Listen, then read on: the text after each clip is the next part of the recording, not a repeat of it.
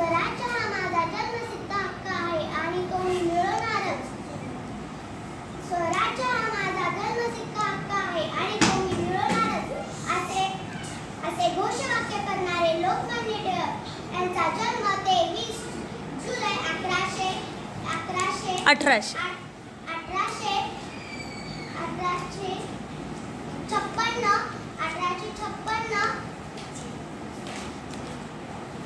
रत्नागिरी चिखली या गावी झाला.